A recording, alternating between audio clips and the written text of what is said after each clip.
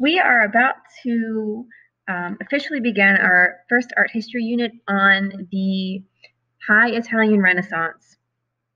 And before we begin, I want to give you an idea of the big idea behind this unit. I want you to, when we're done, be able to explain how the Renaissance was a transformative time for art, and not just art, but we're also going to be looking at what was going on during that time period culturally, in literature, mathematics, and just learning in general.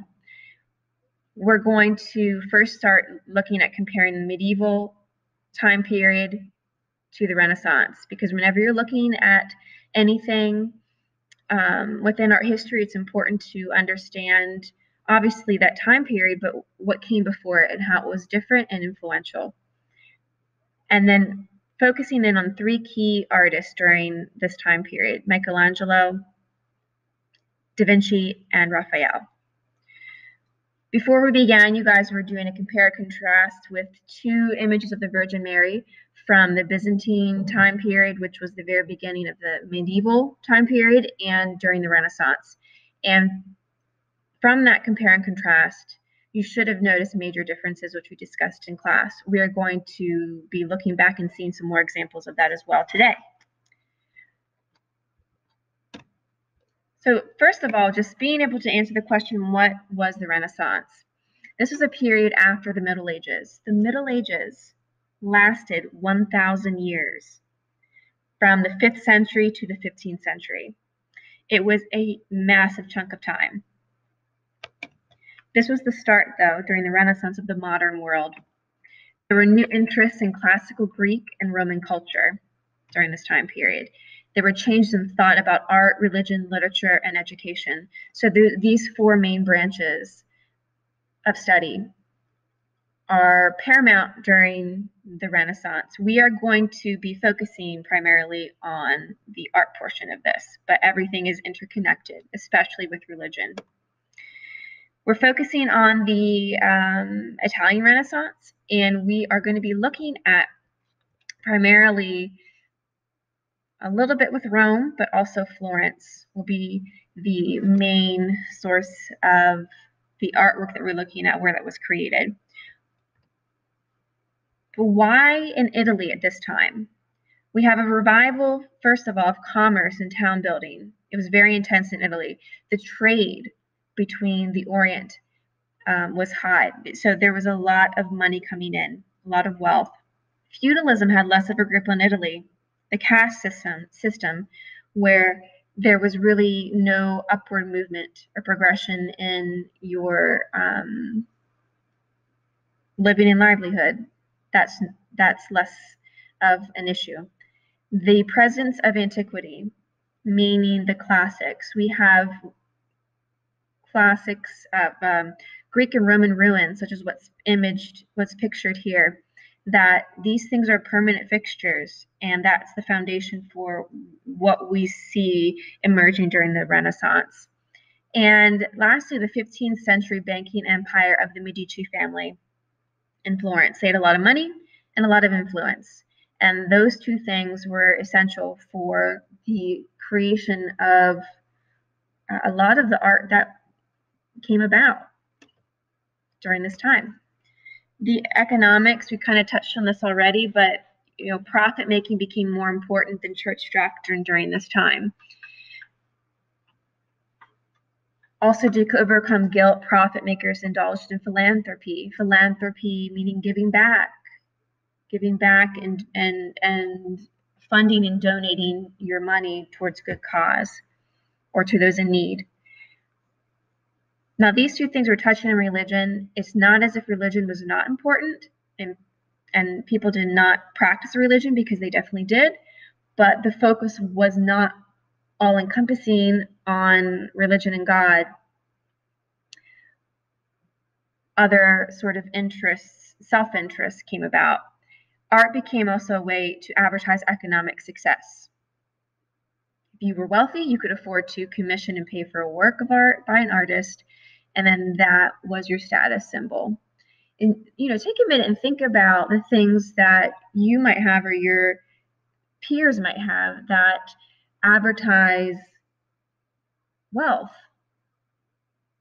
I'm thinking about an Apple Watch, thinking about the newest iPhone, or the nicest pair of headphones, like Beats headphones. Anything that costs money and you're wearing or you have on you. Similar. Compare that to art during that time period. During the Italian Renaissance, people were interested in human achievement, and we'll talk about that in a second, this idea of humanism. So instead of religious or spiritual achievement, what can I do to further myself? And the figures in their artwork look like Greek or Roman gods, this idea of perfection. Now, looking at medieval versus Renaissance art, first thing we really need to focus on is this idea of humanism. And really, if you're trying to figure out what this word means, look at the root word. It's human. That's at the center of this. It's the idea, starting during the Renaissance, that people have value and worth. During the medieval time period, only God can do good. Now, during the Renaissance, humans can do good. But humanism downplayed religious and secular beliefs. Looking at art during the Middle Ages, some common characteristics and things that you're seeing. Perspective. This idea, and we've talked about this in class, two-point perspective, a tool that's used to create this illusion of form, make things look three-dimensional and lifelike. It's definitely not happening here. If you're looking closely back here at this little castle, the angles are all backwards. None of them match up. There's no consistency. There's no proportion in the human body. The proportion of the man here seated on the horse, he's as big as the horse, if not longer. And the proportions between even the horse's legs to body or his head compared to the body just don't make sense. They don't work. You'll see many religious themes, and pretty much the only artwork that was being made was religious-based. They thought that there was really no other reason or purpose to make art besides for work that was commissioned from the church. It shows how central religion was to life. Now, art of the Middle Ages. As Christianity spread, artwork changed and became more about symbolism of religious importance and less about the realistic and idealistic depiction of the human body. In fact, it became scandalous to depict a nude figure. This is during the Middle Ages.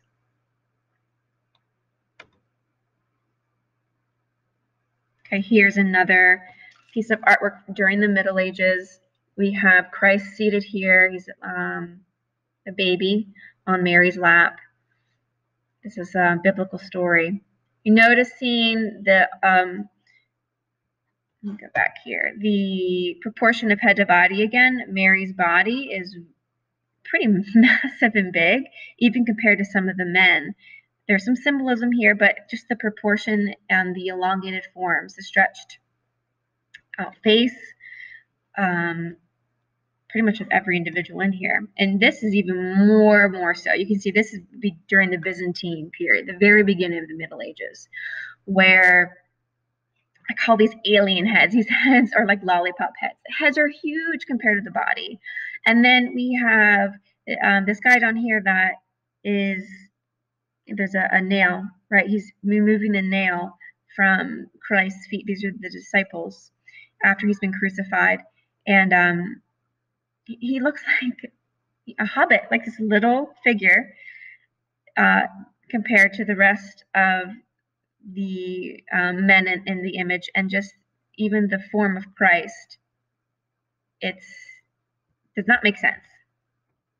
During the Renaissance, we have a reverent revival of classical Greek and Roman art forms and styles. There's a faith in nobility, and religious subjects and scenes from everyday life are shown. We've got linear perspective, foreshortening, and this term sfumato we will be looking at. Along with that, a naturalistic realism of faces and figures.